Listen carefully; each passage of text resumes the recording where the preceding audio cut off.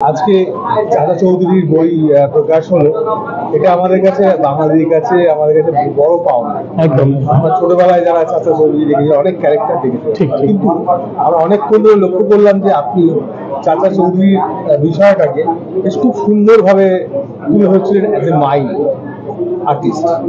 তো এইটার সঙ্গে নিশ্চয়ই আপনি একটু আগে বলছিলেন যে আপনি আসেন করতে। আমি এসছি নদিয়া ডিস্ট্রিক্ট, শান্তিপুর থেকে এসছি। শান্তিপুর থেকে এসেছেন? শান্তিপুরে আমার বাড়ি। তো আপনার পেশা কি এই? আমার পেশা এটাই। এর আগে আপনি কি ধরনের ক্যারেক্টার? আমি এর আগে বলতে টুকটাক কাজ করেই থাকি। ধরুন এই গোপাল ভাঁড়ের ফিগারটা করি, গোপাল ভাঁড়। হ্যাঁ, তারপরে চালি চাঁদের ফিগারটা করি।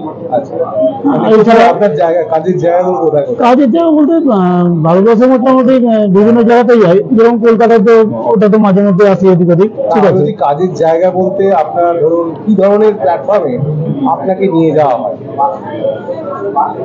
আপনাকে কোথায় কোথায় নিয়ে যাওয়া? বিয়ে বাড়ি আছে, জন্মদিন বাড়ি আছে, অন্নপ্রাশন আছে, তারপরে পুজোতে আপনার হচ্ছে জীবন্ত মানুষের থিম গুলো করি, বাস্তবটাকে নিয়ে তুলে ধরি। ঠিক আছে, এছাড়া তো বিয়ে বাড়ি, জন্মদিন, অন্নপ্রাশন এগুলোতে ধরুন যেমন গোপাল ভাঁড়, চালি চাবি, জোকার, হ্যাঁ, গেটের সামনে দারোয়ান বা এসব সমস্ত এগুলো হয় আর কি।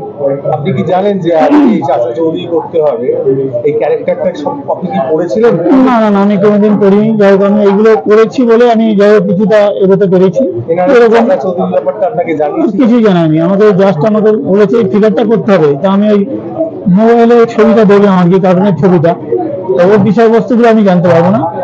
আমাকে বললো এটা করতে হবে, এটা কমেডিয়ানের মতো। ঠিক আছে, দেখে দেখে একদম একদম মানে দেখে দেখে বলতে কি, মানে জাস্ট আমি ছবিটা দেখলাম, তারপরে যেটুকু আমি যেটা করি আর কি, যেমন গোপাল ভাঁড় বা চালি চাবি।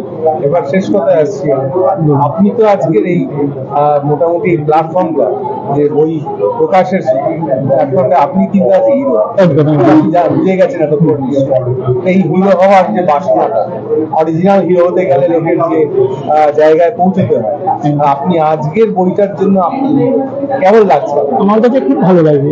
এটা কি আপনার জীবনে একদম একদম আমার কাছে মানে এত সুন্দর লাগছে যে আজকে আমি এসে যে আমি এই ফিগারটা যে করতে পেরেছি এখানে, যেটা আমার কাছে খুব খুব ভালো লাগবে। আপনার নাম? আমার নাম হচ্ছে বাপি সাহা।